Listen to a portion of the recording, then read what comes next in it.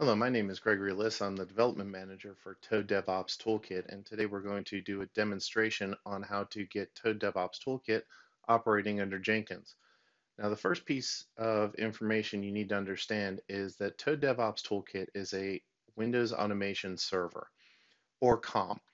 And the easiest way to get COM operating in this environment is through PowerShell, and Jenkins comes directly with PowerShell available. So that is the mechanism we're going to use.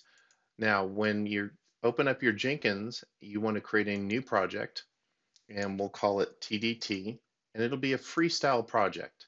And if you're familiar with Jenkins, what you'll see when it's created is your basic Jenkins interface where you have the project name, description, the ability to do source control management, various build triggers, set up your build environment. But the part we're concerned about is we're going to add a build step. Now, I'm going to create a Windows PowerShell build step, and in the interest of time, I'm going to paste in the instantiation of Toad DevOps Toolkit. And this is a very standard mechanism. You would do the same thing if you were creating a COM instance of Excel or a COM instance of Word, or even a COM instance of Oracle. You create a variable. I called it TDT. I create a new object. It's a COM object, and this is the name of the object. I'm going to call a piece of TDT, one of the APIs, and it's called licensing. And this will tell me the licensing information for TDT. And all of these API calls are documented in the help. And then once I'm done, I'm going to quit. Again, another API call that is defined in the API documentation. We will save this, and now I can build this project, and you'll see it going along. And once it's completed, we can go look at the console output, and the information from TDT will appear there. So I created it. It shows me my API key. It shows me the number of days remaining on my license, expiration date, the license number, the quantity, and then I successfully completed. Now, that is the basics on how to create a Jenkins instance of TDT, but unfortunately it doesn't do much. So let's take a look at something a little more substantial using the same kind of ideas, the same process, and we'll integrate Toad Oracle with it as well. Now you can see that I'm in Toad for Oracle. I've got a team coding managed project with some items in it, and I'm going to modify this item, add some numbers to it, 925 because I like that number, and I will check out the item, and now I will check it in. Just new information for my comment because I can't think of anything else. Now, one of the features or properties of Git is I've committed this to the system, but I haven't pushed it. So I've created a little external tool to do my Git push. Now I'm pushing the information into Git so that I actually have a change in the system. And once that completes, we'll go to our Jenkins instance and see if we can do something with it. So now I've created this longer project in my demo. And if we go to configure the project, you can see vice the first demo, there's a little bit more information. I've connected to a GitHub project, which is the same project my Toad instance was connected to. So I've got my Git repository. I'm creating it into a local subdirectory called source when I check everything out. I don't have any build trigger set up, but you could easily set up a build trigger so that when I check in anything into source control, when I check anything into Git and commit those changes and push them in, then this will automatically trigger.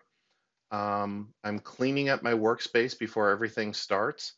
I like to have timestamps in my console output, and I like to have some secret text, mainly because I don't want to have my Oracle usernames and passwords out in the open space. So I've created an Oracle user and an Oracle password, so it's very, very secret, encrypted, so nobody can see it easily. Now this script, compared to the previous version, is a little more complex. I still create my instance, but now I'm setting up some environment variables to look in my source and my output. I create a connection string using my Oracle username and Oracle password, and I write it out just in case I want to make sure that it's very secret. So I want to make sure that it's writing stars. Um, Now I go through, and if I've created a viable instance of Toad DevOps Toolkit, then I want to check my connections. I want to go create a new connection for my code analysis. I want to set code analysis to my report name. I want to include HTML and JSON. I'm going to use the default rule set, set my output folder, and I want to walk through my source and look for any functions, because today all I'm worried about is analyzing functions. I'm adding the files, and then I'm going to execute code analysis on all those files. Um, I've added some debug items so that just in case I want to, I can get debug information out of Toad DevOps Toolkit. And once I'm done with that, I want to copy those artifacts and make sure I have a copy of them. And I want to push those artifacts into my Jenkins build so that anybody pulling up my Jenkins webpage can see those results. And then I also wrote a little PowerShell script, and this one is actually in source control. And I want to go execute that script. Once I'm done, I want to archive everything, and I want to publish my HTML reports, and I want to give it Slack notification. So once all those pieces are done, if I build this project now, and remember I just checked in new information to source control to Git, and I'm getting notifications now. You can't see them, but they're coming across my phone on Slack. And now I can go look at my latest code analysis report. And here's the table of contents. And this is all of the items that have been updated.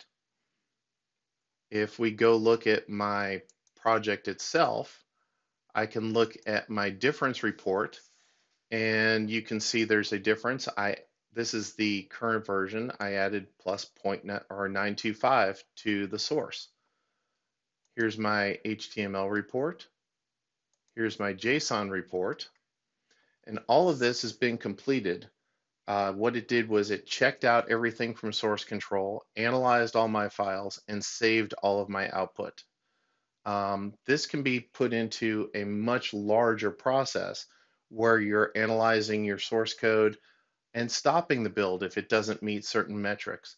You can then go into and add bigger and better scripts to do things like check your code with your unit tests that are also part of Code Tester for Oracle.